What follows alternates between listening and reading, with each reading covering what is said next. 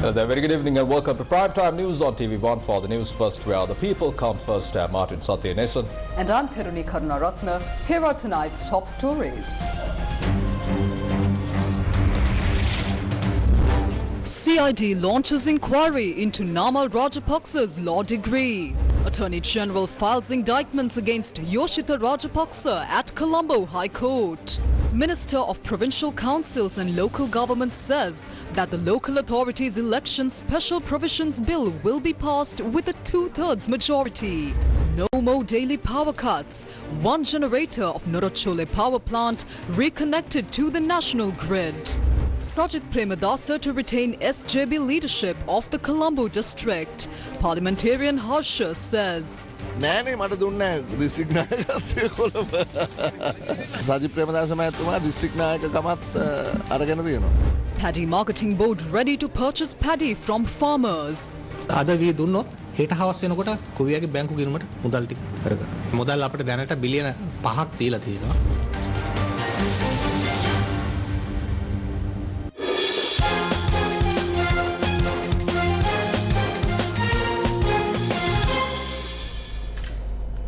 Sri Lanka recorded their largest ODI victory over Australia, beating them by 174 runs and swept the series 2-0 at the R. Premadasa Cricket Stadium in Colombo today.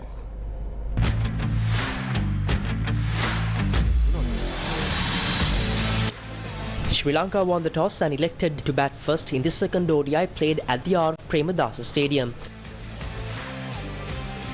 Out again today and see how guys handle these conditions. Nishan Madhushka, who came in to replace Avishka Fernando, set the tone for the horse, scoring 51 of 70 deliveries.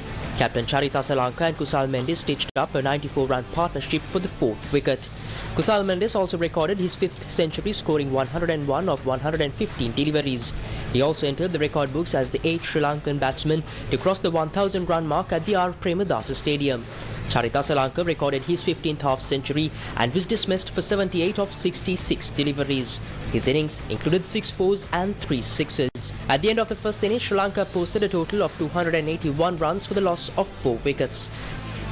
Australia, though, looked tired towards the end. In reply, Australia's first 3 wickets were bagged by Asitha Fernando.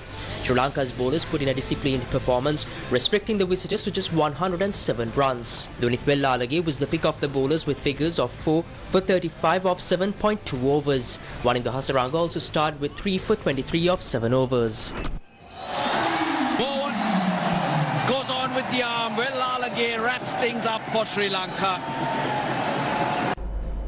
Acting Inspector General of Police Attorney Priyantha Veerasurya has instructed the Criminal Investigation Department to investigate how parliamentarian Namal Rajapaksa obtained his law degree.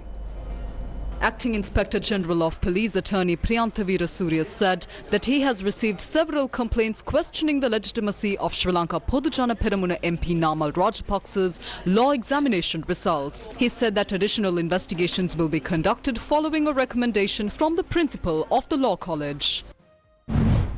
The Attorney General filed indictments against the son of former President Mahinda Rajapaksa, Yoshitha Rajapaksa, and his grandmother Daisy Forrest Wickramasinghe at the Colombo High Court today. The charges include 3 counts under the Prevention of Money Laundering Act. The charges were filed against the purchase of property, including land in Sirimal Uyana Ratmalana and Dehivala, worth over 50 million rupees. The Criminal Investigation Department arrested Yoshitha Rajapaksa on the 25th of January in connection with an investigation into the purchase of 34.5 purchase of land in Ratmalana for a sum of 360 million rupees that was allegedly acquired unlawfully.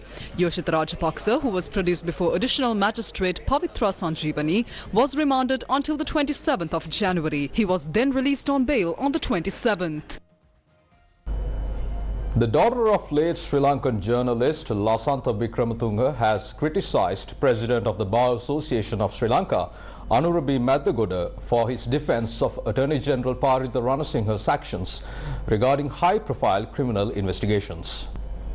In a letter to President of the Bar Association of Sri Lanka, Anurabi Maddagoda, daughter of the late Sri Lankan journalist Lasantha Wickramatunge, critiques what appears to be a double standard in the way the Bar Association has handled two separate high-profile cases involving the alleged failure of the Attorney General's office to properly pursue justice. The writer, who has long advocated for justice for her father Lasantha Wickramatunge, who was murdered in 2009, has accused the Attorney General of sabotaging critical investigations, including that of her father's killing. She said that while the Bar Association publicly protested the Attorney General's decision to not charge a special task force officer involved in the 2022 killing of Mahesh Indika Prabhat, the same vigour was not applied to the case of her father's murder, despite what she describes as overwhelming evidence of state-sponsored involvement. The letter pointed out a recent interview to a local media outlet in which Maddagoda claimed that the Bar Association was at the forefront of standing up for human rights. The writer, however, questioned Maddagoda's commitment to justice, citing his failure to publicly address the long-delayed prosecution of those responsible for her father's murder. The letter also raises serious concerns about the Attorney General's handling of multiple investigations, including the infamous Mahara prison killings and the destruction of police records related to her father's case. The writer accuses Rana Singha of neglecting vital evidence, including doctored police records, and of making decisions without fully investigating or considering all the facts. She calls for the impeachment of the Attorney General, accusing him of undermining the rule of law. She urges the Bar Association of Sri Lanka to take a firm stance for justice, not just for her father, but for all victims whose cases have been mishandled or abandoned under Rana Singha's watch. Meanwhile, Sri Lanka's Supreme Court determined that the local authorities' election special provisions bill can only be passed by a special majority, as clauses 2 and 3 are inconsistent with Article 12(1) of the Constitution. This decision was reached by the Supreme Court in a divided ruling and was subsequently announced by the Speaker.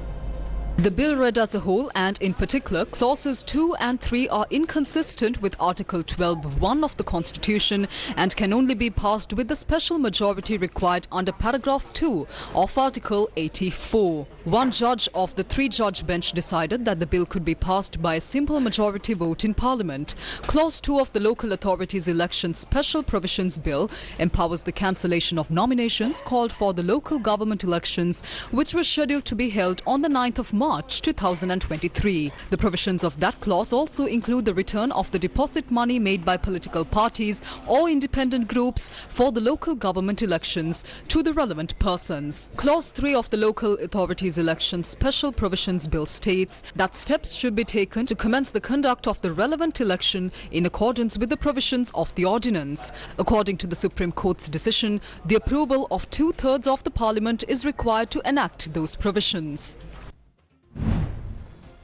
Minister of Public Administration, Provincial Councils and Local Government Professor Chandana Beratna said the draft bill will be passed on the 17th of February with a 2/3 majority. The debate on holding local government elections will take place on the 17th of February. Following the debate, the Election Commission will be able to set the dates for calling nominations and other related activities. All party leaders have agreed to submit new nominations, replacing those submitted in 2023. We had requested this, and it has now been granted. Relevant matters will be discussed in Parliament on the 14th of February, after which we expect the bill to be passed. Once the bill is passed, the Election Commission will be able to set the dates. Therefore, it is crucial for the bill to be passed with a special majority. We believe the Election Commission is taking swift action, and based on the debate and Parliament's decision on the 17th of February, they will meet soon after, likely by February 18th, to finalize the election schedule. There are no obstacles to holding the election now. Once this special provisions bill is passed in Parliament on the 17th of February, the path will be clear for the elections to proceed. 17 විශේෂ විධාන පනත පාර්ලිමේන්තුවේ සම්මත වුණාම සිදු බාධාවක් නැහැ ඡන්දය කඩනමින් පවත්වන්න. The second reading of the appropriation bill or the budget speech will be delivered by President Anurukumar Dissanayake in his capacity as the Minister of Finance on the 17th of February at 10:30 am. The budget debate will take place from the 18th of February to the 21st of March. The committee stage debate will begin on the 27th of February. The vote on the third reading of the appropriation bill will be held on the 21st of March. Minister of Energy Kumara Jayakodi says that there will be no daily power cuts from today onwards. He said that steps have been taken to reconnect one generator of the Nurachole power plant to the national grid. The remaining 2 generators at the Norochole Lakvijay power plant are expected to be eventually reconnected to the national grid in the coming days. Last Sunday, the country experienced a nationwide power outage due to an imbalance at the Panadura grid substation, and as a result, the Norochole power plant also became inactive. Following this, the Ceylon Electricity Board took steps to manage the power supply by dividing the country into 4 regions and implementing scheduled power cuts. Joining the Mavata program yesterday, Chairman of the Ceylon Electricity Board, Dr. Tilak Siambalapitiya, clarified that measures are being taken to prevent such a situation from occurring again. We are implementing several specialized procedures. One of them involves solar power plants. As you know, solar power plants use a direct current which is converted into alternating current through an inverter. If there is a solar system on your roof, it helps integrate this system with the overall grid. This process is part of our effort to keep the system stable. We are also aiming to review and implement full safety procedures in operations. We need to provide additional power supply to Norochole power plant. Despite its vast capacity, when the plant was shut down, a small generator helped support it. When the plant becomes inactive for safety reasons, it requires assistance from a power generator. Currently, this is not necessary as the plant operates as a standard power plant. This design of the standard plant doesn't include a backup generator. This proposal has been noted in both internal and external reports related to previous power outages. The government has now decided to implement this project. However, setting this up quickly will take several months, and during this period, the risk remains. So don't think that the issue is fully resolved yet. But we are planning to provide the necessary support for additional power generation and collaborate to restore the Norochole power plant within the next few months. The cost of this project is expected to be between 20 to 30 million US dollars, which translates to approximately 600 million to 1 billion rupees. 30ක් අතර ප්‍රමාණයක් යයි කියලා අපි බලාපොරොත්තු වෙනවා. I think රුපියල් වලින් ගත්තොත් මිලියන 600ත් 17 අතර වගේ ප්‍රමාණයක්. The High Commissioner of India to Sri Lanka, Santosh Jha, met with Tilvin Silva, General Secretary of the Janata Vimukti Peramuna or JVP, yesterday. The Indian High Commission said that the High Commissioner met with Tilvin Silva to discuss and exchange views on strengthening India-Sri Lanka relations. The meeting also focused on enhancing bilateral ties and cooperation between the 2 nations. Meanwhile, General Secretary of the Sri Lanka Podujana Peramuna Sagara Karyavasam said that the Sri Lanka Podujana Peramuna was not responsible for the protest held yesterday opposite the US Embassy in Colombo. He expressed these views following a meeting with US Ambassador to Sri Lanka Julie Chung at the SLPP headquarters in Nelumavata. A protest was held yesterday opposite the US Embassy in Colombo, calling for the US Ambassador to Sri Lanka to leave the country. Former SLPP MP and former Minister of Public Security Sarath Veerasekara, along with a group of political and civil activists, participated in the protest.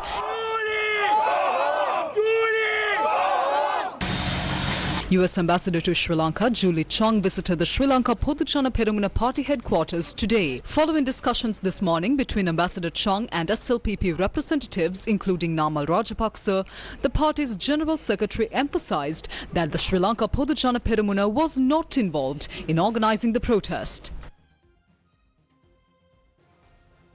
She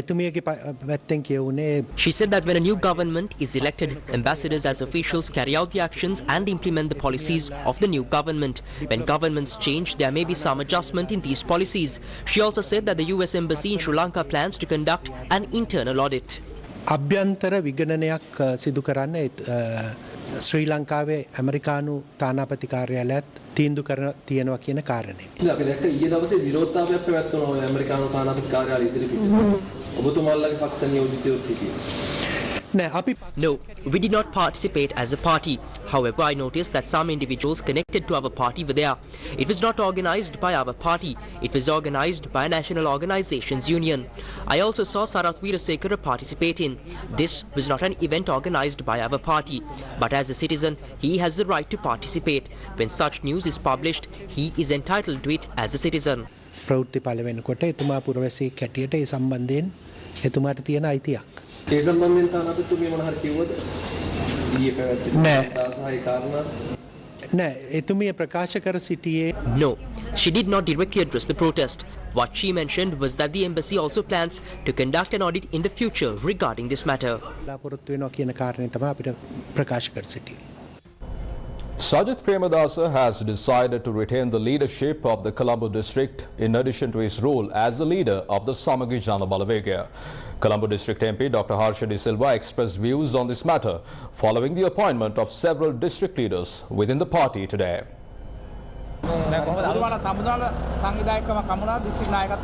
නෑනේ මට දුන්නේ district නායකත්වය කොළඹ. කලකිරීමෙන් වගේ. අනේ මොනවා කියන්නද මල්ලි දෙනවනම් දෙනවා නැත්නම් දෙන්නේ එච්චරයි. ඒ කියන්නේ බලාපොරොත්තු වෙන්න හිටියේ. මම තමයි ඉතින් කොළඹ දිස්ත්‍රික්කයේ ජ්‍යෙෂ්ඨතම මන්ත්‍රීවරයා. හැබැයි ඉතින් නායකතුමා එක තියාගෙන තියෙනවා ජාතික නායකයාට අමතරව. ඔබතුමාට දුන්නත් ගන්නවනේ. ඒක ඉල්ලලා ගන්න පුළුවන් දෙයක් නෙවෙයි. ඔබ තාත්තා ඔබතුමා ඊයේ සාකච්ඡාවෙන් පස්සෙත් පොඩ මාධ්‍ය මග හරලා ගියා. කිසි කලකිරීමක් නැහැ. මෙහෙමනේ ඔය තනතුරු ලැබෙනවා නොලැබෙනවා. මම හතරවෙනි පාර කොළඹ. ජනතාව ඔබතුමා උස්සලා තියෙනවා වෙනදාටත් වැඩියෙන් හැබැයි. ඉතින් ඒ ජනතාවට බාරයි නෙව්වා. ඊළඟ ගන්නත් බල කරලා ගන්නත් අඬලා වැළපිලා ගන්නත් බෑ අවශ්‍යත් නෑ. වැරදි දේ විවේචනය කරනවා. ජනතාව අපිත් එක්ක ඉන්නවා. ඒවා ඡන්ද වලින් අපි දැක්කා. කොහොම යන්කෝ. එක්සත් ජාතික පක්ෂයත් එක්ක එක්කාසු වීම සම්බන්ධවත් ඔබතුමාට මොකක් හරි අරුබුදයක් තියෙනවද නිකන්? හිතේ යමනාපයක්. මම ඒ කමිටුවට මාව පත් කරේ නෑ. ඉතින් මම දන්නේ කොයි විදියටද මේවා සාකච්ඡා වුණේ කියලා. නමුත් මම දන්න දේ තමයි යම් සාකච්ඡාවක් සිද්ධ වෙලා තියෙනවා. එතනින් එහාට සාකච්ඡාවක් සිද්ධ වෙනවා පේන්න නැහැ. මහ පොළවේ ලොකු ඕනකමක් තියෙනවා ප්‍රතිපත්තිමය වශයෙන් එකතු වීමක් වුණොත් හොඳයි කියන එක. හැබැයි ඒක නායකවරු දෙන්න ඒ තීරණය ගන්න ඕන කොහොමද කරන්න කියලා. අනිත් එක තමයි දැන් යම් චරිත පිළිබඳව ගැටලු තියෙනවා. ඒක අපි කෙලිම කියන්න එපා. ඔන්න බැට්ටෙනවා නෙමෙයි මට පේන්නේ මේ ඒ කට්ටිය හරියට මේක සෑහෙන පටලෝගෙන තියෙන මේ වැඩේ. The opposition leader spoke to the media after a program held at the party headquarters to hand over letters of appointment to electoral organisers. Harshada සිල්ලා මන්ත්‍රීවරයා චෝදනාවක් එල්ල කරනවා මේ කොළඹ ලැබුණ නැහැ කියලා. මොකද එතුමාට නෑ එහෙම කිසිම ප්‍රශ්නයක් නෑ. මේ මම දන්නවා ඔබතුමාට කොහෙන් හරි හෙඩ්ලයින් එකක් ගන්නයි අවශ්‍ය. එහෙම කිසිම අරුබුදයක් නෑ. එතුමා කලකිරීමෙන් වගේ කතා කරා. නෑ එහෙම දෙයක් නෑ. එතුමා අපේ කලකිරින්නේ කොහොමද? මම කිව්ව මුදල් ඇමතිනේ. නෑ ඔය එතුමා කලකිරීමක් නෑ කිව්ව පක්ෂෙත් එක්ක. එතුමා පොඩ්ඩක් අර කොළඹ දිස්ත්‍රික්කේ නායකත්වයේ හම්බුනා නම් හොඳයි කියන මතය. නෑ එහෙම කිසිම ගැටලුවක් නෑ. ඔබතුමා මේ හෙඩ්ලයින් ගහගන්න බොරුවට ආරවුල් නිර්මාණය කරන්න එපා. මම දන්නවා ඒක ඔබතුමාගේ ජොබ් එක. මම හිතන්නේ ඔබතුමාට ලැබෙන දීමනාවත් ඒක මතයි තීන්දුව වෙන්නේ. ඒ දීමනාව මත ඔබතුමා ප්‍රශ්න යොමු කරන්න එපා. අපි අහන්නේ එතුමාට දුන්නේ නැති. ප්‍රශ්න නැකද? එතුමාට නොදුන්නේ හේතුවක් අපිට කියන්න. නෑ කිසිම ප්‍රශ්නයක් නෑ. එතුමාගේ තරහක් තියෙනවද එතුමාත් එක්ක? ඇයි මොනවා තරහ? මහලේකම්තුමා මොණ්ඩාගල දිස්ත්‍රික්කයේ නායක. මම කොළඹ දිස්ත්‍රික්කයේ නායක. මොකද ගැටලුව? නෑ මේ හර්ෂද සිල්ලා දිගටම පාර්ලිමේන්තුව නෑ කිසි ප්‍රශ්නයක් නෑ. නෑ දිගටම? නෑ පාර්ලිමේන්තුව දිගටම නියෝජනය කරා කොළඹ දිස්ත්‍රික්කයෙන් වැඩිම මනාපකම් එතුමාට පොඩි නායකත්වයක් අවශ්‍යයි කියන මතය ඔබතුමාගේ නැද්ද? එහෙම කිසිම අරුබුදයක් නැහැ. ඔබතුමාගේ දීමනාව මත පදනම් කරගෙන ওই ප්‍රශ්න අහන්න එපා. A road development project in the remote village of Uhana, Ampara has become a symbol of broken promises and wasted public funds. We've got the details on tonight's edition of What Happened to the Village.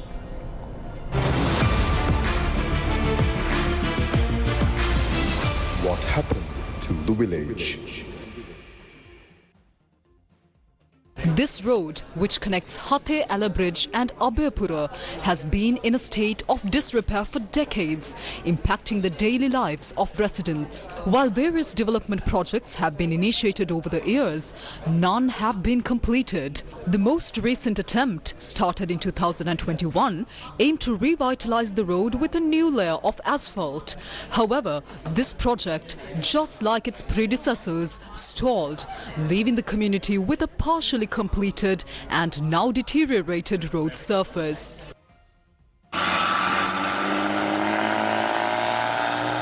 පරණ පාරට උඩින් EBC අතුරලා දැන් ඒවා හීහිකට ගිහිල්ලා ලෙඩෙක් ගෙනියන්න බෑ ළමයෙකුට ඉස්කෝලේ යන්න බෑ වහින කාලේට කොහොමදවත් යන්න බෑ මේ කිඹුළු ලගින වලවල් තියෙන්නේ 2021 තමයි මේ පාර කාපට් දාන්න ආරම්භ කරේ මේකට ABC දාලා තිබුණු තාට පාර උඩම ගල් දාලා මේ පාර ඒ කොන්ක්‍රීට් කාර්ය භාගයට අතහැරලා ගියා ඒ අවස්ථාවේදී අපි අපිට දේශපාලඥයන්ට මේ සම්බන්ධව දැනුවත් කරා කිසිම දේශපාලඥයෙක් මේක හොයලා බැලුවේ නැහැ මාර්ග සංගත අධිකාරියෙන් කියනවා අපිට මේ පාර අයිති නැහැ මාර්ග සංගත දෙපාර්තමේන්තුවට අයිති කියලා මාර්ග සංගත දෙපාර්තමේන්තුවට ගියාට පස්සේ අපිට මේකට කරන්න සල්ලි නැහැ කියලා. අපි කියන්නේ කොන්ත්‍රාත්කරු විසින් මාර්ග යොදා ඇති ABC ටික ඉවත් කරලා තිබ්බ විදිහට පාර මේ කාපට් කරනකම් යන්න පුළුවන් විතර අලුත් වැඩයක් කරලා දෙන්න කියලා තමයි අපි ඉල්ලීම කරන්නේ. This project, initially valued at over 136.3 million rupees, was slated for completion within 3 months.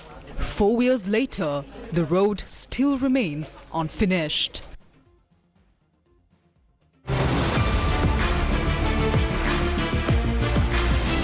What happened to the village? Newsfirst with the people. The Paddy Marketing Board of Sri Lanka said that they are ready to purchase paddy from farmers to maintain a stable price and support the farming community. Paddy harvesting has begun in some areas, though in limited quantities. Harvesting in the major irrigation schemes has not started yet, but we expect it to begin in about 2 weeks. In the meantime, we have kept all our warehouses open since the announcement of the paddy price. Necessary arrangements have been made for farmers to sell their paddy to us at the fixed price. Currently, farmers have started bringing small quantities of paddy from various locations. What steps are being taken to prevent challenges for farmers when checking the quality of paddy during procurement? When we buy paddy, we first check samples to ensure quality before requesting the farmer to bring it. We have set standards. Paddy with a moisture content of over 14% is not accepted into our warehouses, as we cannot store it properly. The percentage of broken grains should also be less than 9% by volume. Farmers can dry their paddy in their yards and bring it to us in a good quality polythene bag. There's no need for them to weigh the paddy at home, as it will be weighed and accepted here. How many paddy storage facilities are currently open across Sri Lanka? We currently have 166 centres. However, this does not mean we have only 166 warehouses, as there are more facilities in total. It's important to note that the Paddy Marketing Board is a somewhat dormant institution, so it will take time to fully restore some of these facilities. We are making every effort to improve all the centres within our financial limitations. The Ministry of Agriculture has been very supportive and has allocated funds to help with this. Will there be any delays in paying farmers for their paddy during procurement? If a farmer delivers paddy today, the money will be credited to their bank account by the following evening. We have already been allocated 5 billion rupees, and I believe additional funds will be released as needed. Sirasa also operates separately but acts as a representative of the Paddy Marketing Board, so they too have funds available. Additionally, I expect the state will provide funds as required to meet our needs. Minister of Urban Development, Construction and Housing, Anura Karunathilaka, said that land deeds will be provided to everyone without permanent land deeds within the next 2 years. He expressed these views at the Kandy City Development Committee meeting. The Kandy City Development Committee meeting took place today at the Kandy District Secretariat with Minister of Urban Development, Construction and Housing, Anura Karunathilaka, and Minister of Agriculture, K.D. Lalkantha in attendance. In some cases, we have provided land through various projects. However, granting ownership of this land is a lengthy process. We are working to expedite this process, and within the next 2-3 years, we plan to accelerate the issuance of legal deeds to those who have long resided in certain areas but have been neglected.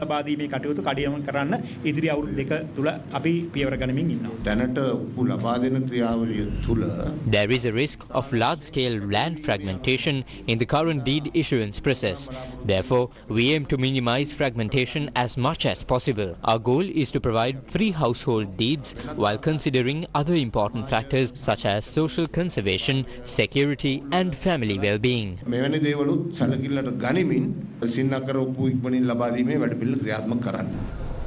The Central Bank of Sri Lanka has released its first monetary policy report for 2025. This is tonight's edition of the Newsfirst Finance Report.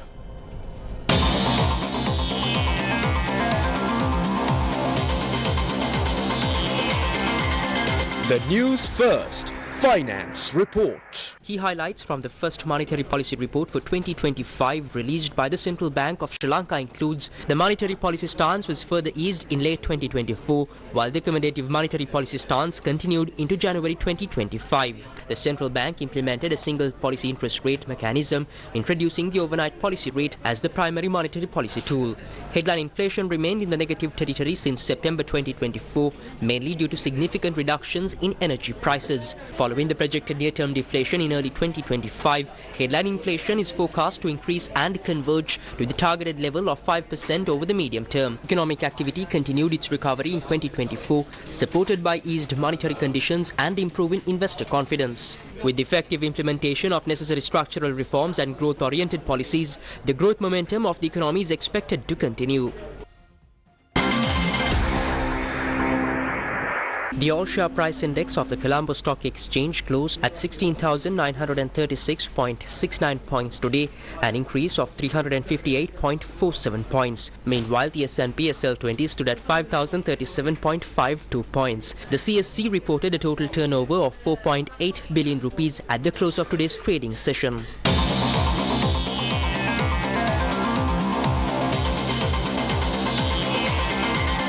The Newsfirst Finance Report.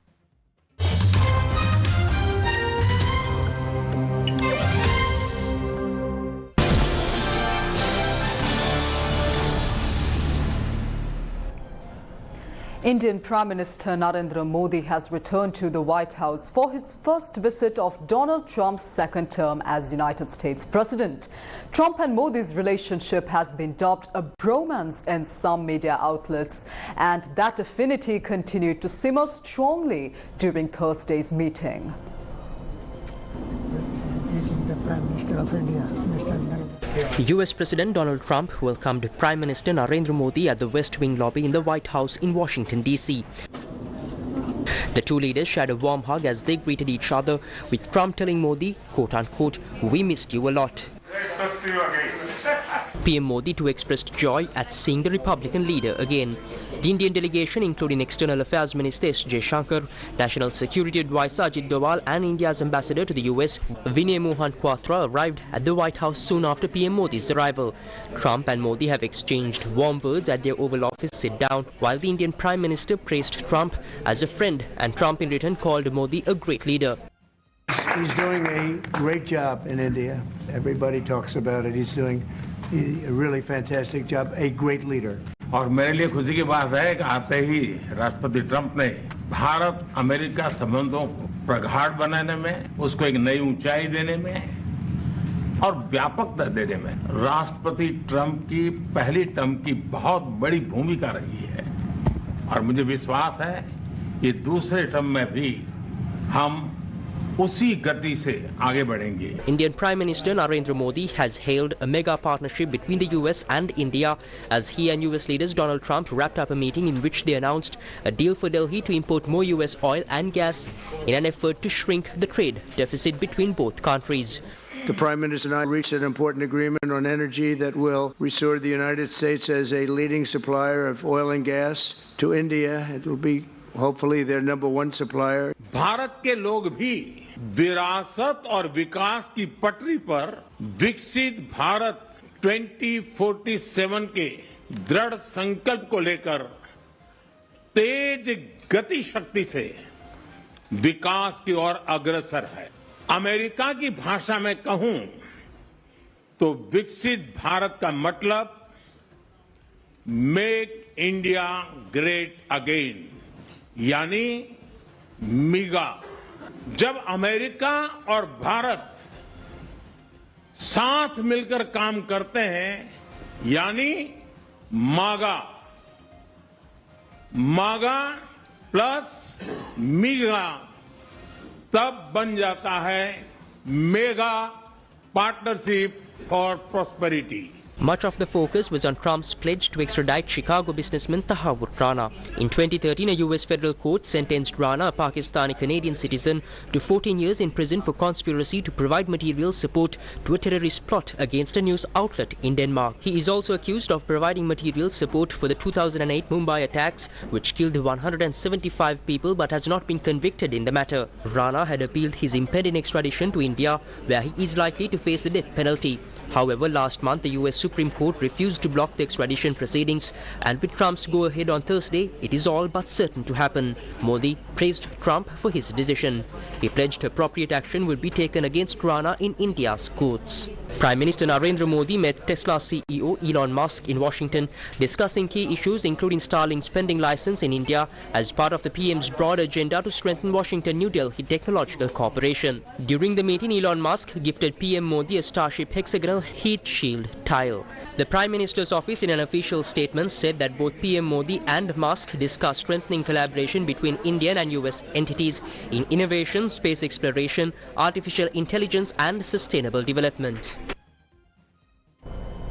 Meanwhile, TikTok has returned to the US app stores of Apple and Google, ending a nearly month-long standoff between the tech giants and the video platform since a law banning the app took effect in January.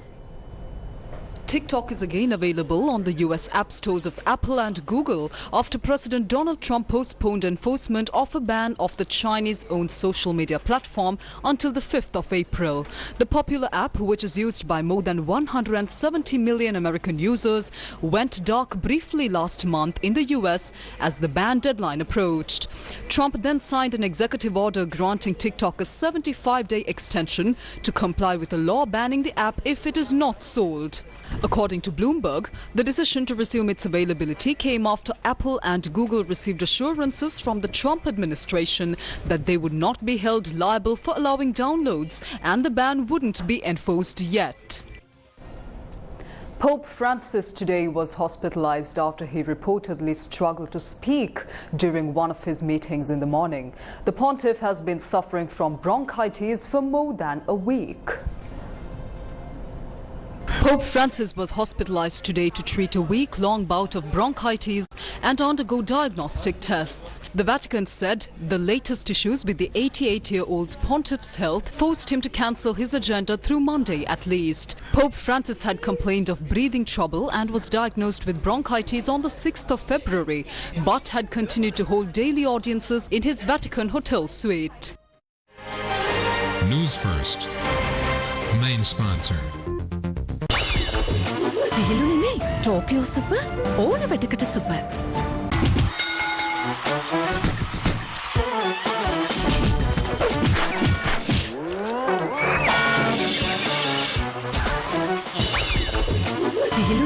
Tokyo Super, ඕන වැඩකට Super. Image Expo 2025 by Camera LK, the biggest photography exhibition, opened its doors today at the BMICH in Colombo. Hi guys, you might be wondering about where I am right now. What is this place? What is all of these people doing? This is actually the Image Expo 2025. So if you're around Colombo during the 14th, 15th and the 16th, this is the place you should be.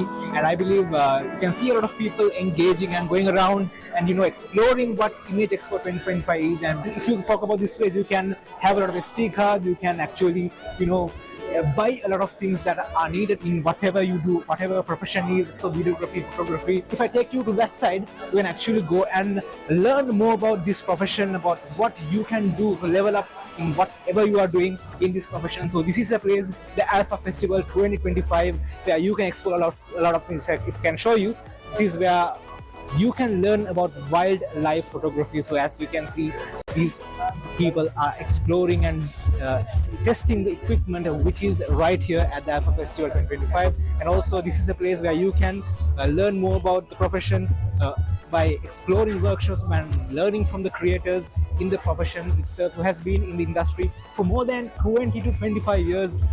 You can come here and you can also take photographs like this. This is an amazing place. So this is where you can come and explore more about the profession, more about what you can do in videography, photography, and a lot of things. You can learn a lot.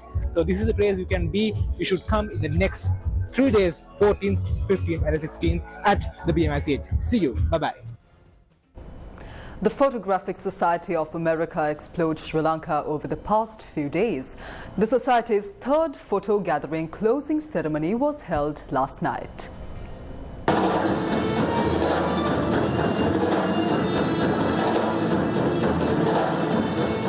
The closing ceremony of the third photo gathering of the Photographic Society of America took place last night.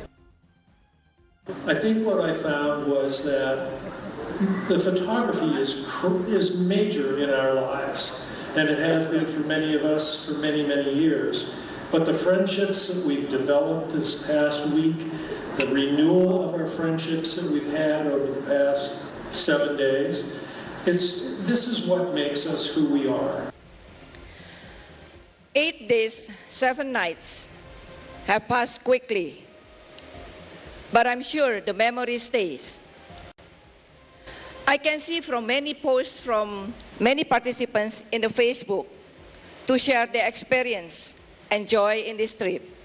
Yes, we admit that we have faced many challenges. We fix it, and we take it as a motivation to make us even better in the coming years. Thank you all for the friendship that we have for the last 8 days.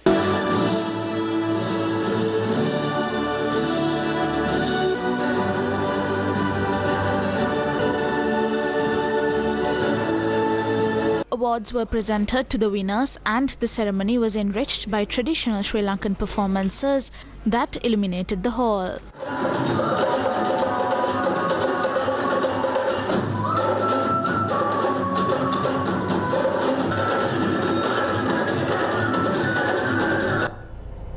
Today is Valentine's Day. While love shouldn't need a designated day, it's certainly a good opportunity to reflect on it. Today's Happy Headlines is dedicated to love. Good night.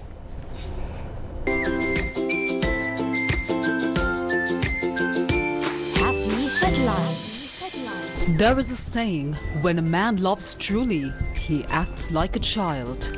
In the face of true love, age, race, religion, wealth or poverty all become irrelevant. Just as it is difficult to fully understand love, it's equally challenging to define it. A man and a woman, a mother and her child, siblings, friends, love exists between all of us. Today, roses, gifts and chocolates were everywhere as beautiful reminders of love. Where there is love, there is beauty. And at the end of the day, love is what makes this world a better and more beautiful place. So today is Valentine's Day, Maria. So what do you think about it? Well, Valentine's Day is special for me because it's my mother's birthday, and it's always a reminder that, Valentine's doesn't have to be love between just a boy and a girl, because today Valentine's Day is dedicated to my mother. So what do you have to say about Valentine's, and what do you feel about Valentine's? Are you celebrating Valentine's today? Yes, definitely. Although I'm always a bit ambivalent because it seems to be rather commercial now. But it's really important to me, and one of the demonstrations is that my loved one, because I was going to be travelling on Valentine's Day, when I arrived in Sri Lanka, opened my suitcase, there was a card and a box of chocolate hearts to celebrate Valentine's Day.